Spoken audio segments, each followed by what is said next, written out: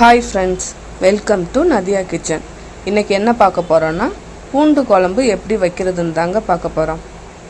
வாங்க வீடியோக்குள்ளே போகலாம். இப்போது கடாய் சூடானதும் 4 ஸ்பூன் ஆயில் சேர்த்துக்கோங்க. ஆயில் சூடானதும் 1/2 ஸ்பூன் கடுகு, 1 ஸ்பூன் வெந்தயம் சேர்த்துக்கோங்க. இப்போ நல்லா பொரிஞ்சு வரட்டும். இந்த மாதிரி பொரிஞ்சு வந்ததுக்கப்புறம் இதில் 1 கப் சின்ன வெங்காயம், 40 பல் பூண்டும் சேர்த்துக்கலாம். சின்ன வெங்காயம் கட் பண்ண தேவையில்லை, அப்படியே சேர்த்துக்கலாம். சின்ன வெங்காயம் யூஸ் பண்ணி செஞ்சால் தான் பூண்டு குழம்பு ரொம்ப டேஸ்ட்டாக வரும். உங்கள்கிட்ட சின்ன வெங்காயம் இல்லைன்னா பெரிய வெங்காயம் மீடியம் சைஸில் 2 கட் பண்ணி சேர்த்துக்கோங்க.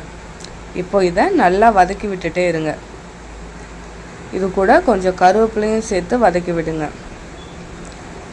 இப்போது தேவையான அளவு சால்ட்டு சேர்த்து வதக்குங்க. சால்ட்டு சேர்த்து வதக்குறதுனால வெங்காயம் சீக்கிரம் வதங்கிடும். வெங்காயம் இந்த அளவு வதங்கியிருந்தாலே போதும். இப்போது இது கூட 2 தக்காளி கட் பண்ணி சேர்த்துக்கலாம். நல்லா வதக்கி விட்டுட்டே இருங்க. இப்போ பாருங்கள், தக்காளி நல்லா வதங்கிடுச்சு. இப்போ இது கூட 1 ஸ்பூன் மஞ்சள்தூள் சேர்த்து வதக்கி விடுங்க. இது கூடவே 2 ஸ்பூன் மல்லித்தூள், 1 ஸ்பூன் மிளகாய் தூள் சேர்த்து வதக்குங்க. ஸ்டவ்வை சிம்மில் வச்சு வதக்குங்க, இல்லாட்டி அடியில் தீஞ்சிரும்.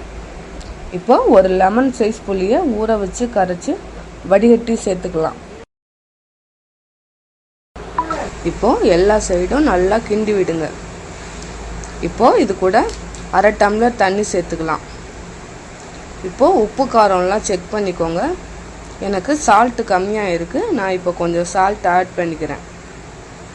இப்போது நல்லா கிண்டி விடுங்க. இப்போ இதை ஒரு மூடி போட்டு மூடி வச்சிடலாம்.